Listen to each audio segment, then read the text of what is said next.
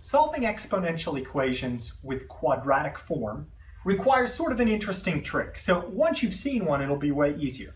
Now notice the variables are in the exponent here. I have not only x, but I have 2x, okay?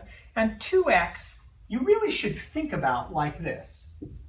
Since I already have a 4 to the x, 4 to the 2x is the same as 4 to the x squared. Remember, by the exponent properties, this is another way of writing 4 to the 2x, okay?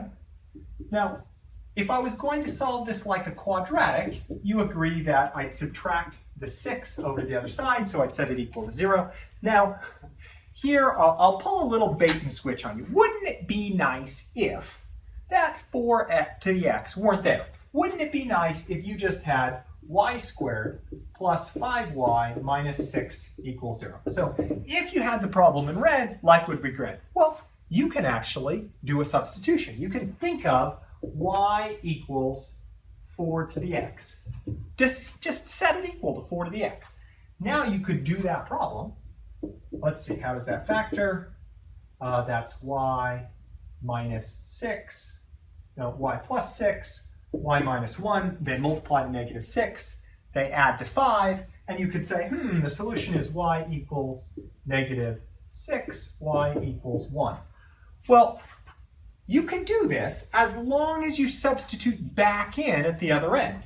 You can do this and you can say, that means 4 to the x equals negative 6, or 4 to the x equals 1.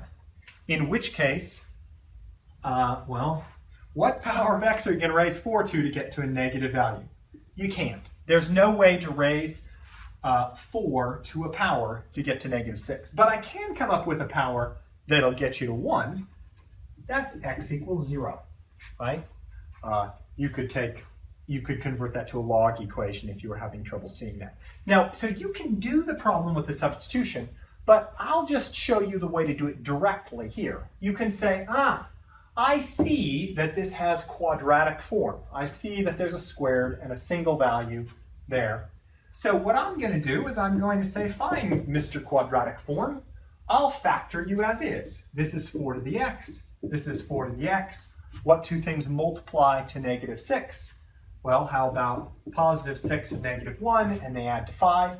So this is actually the factorization of this without substitution. Now, this thing multiplies to 0, so either 4x equals negative 6, or 4x equals positive 1.